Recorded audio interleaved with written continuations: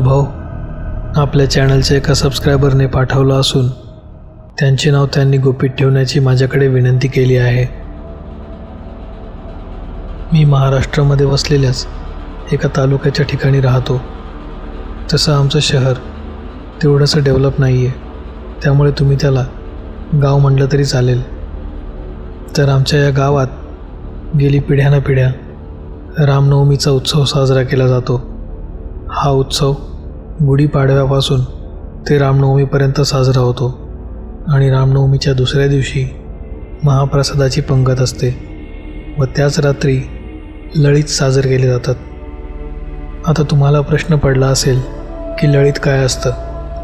लळीतला आपण साधारण भाषेत सोंग म्हणू शकतो, ज्यामध्ये देवी देवतांचे विविध प्रकारचे सोंग केले जातात आणि त्यामध्ये विविध प्रकारच्या लावण्या आणि भजनं म्हणली जातात.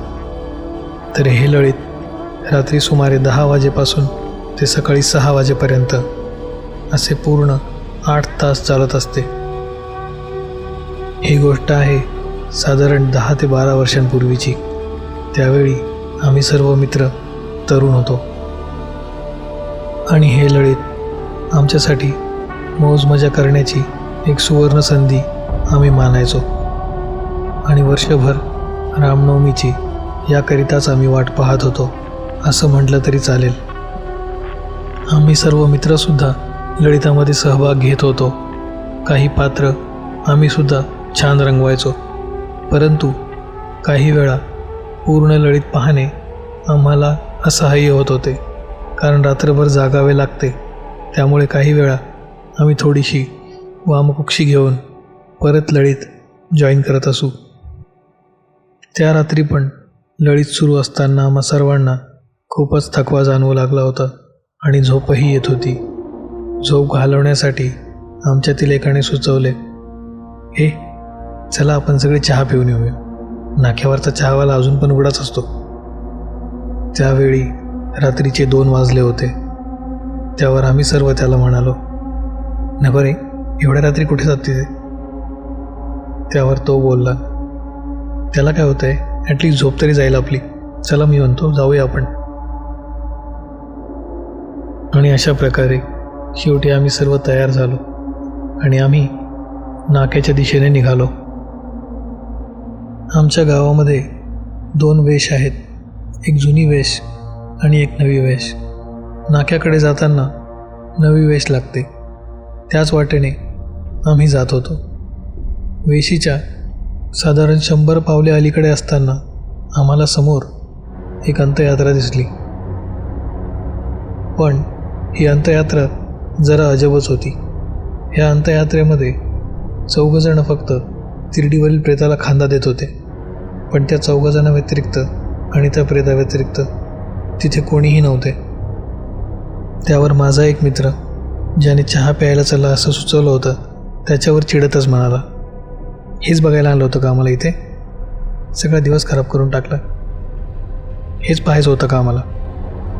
त्यावर तो मित्र म्हणाला, ठीक आहे, एक काम करूया, आपण इथून वळसा घालून जाऊया सरळ न जाता, म्हणजे तोपर्यंत हे प्रेतही पुढे चाललं जाईल आणि मग आपण चहा घेऊ शकतो. त्यावर सर्वजण तयार झाले आणि ते दुसऱ्या वाटेने चहाच्या स्टॉलकडे जायला निघाले. त्या चहाच्या स्टॉलचे अंतर ह्या दुसऱ्या वाटेने दूर लागणार होते, त्यामुळे हे त्या स्टॉलपर्यंत जाऊस तर हे प्रेत त्या चहाच्या स्टॉलच्या पुढे चालले गेलेलं असेल असे त्यांना वाटले. गप्पा मारत हसी मजाक करत ते त्या चहाच्या स्टॉलवर पोहोचले आणि चहा वगैरे घेऊ लागले आणि गप्पा चांगल्याच रंगल्या त्यांच्या. गप्पा मारत असताना त्यांनी सहज त्या चहावाल्याला विचारलं, आता इथनं एक प्रेत गेलं ना? त्यावर तो चहावाला नकारार्थी मान हलवत म्हणाला, नाही, इथनं तर कुठलंही प्रेत गेलेलं नाही आहे. त्यावर ते 4 जण त्या चहावाल्याकडे विस्फारलेल्या डोळ्यांनी पाहू लागले.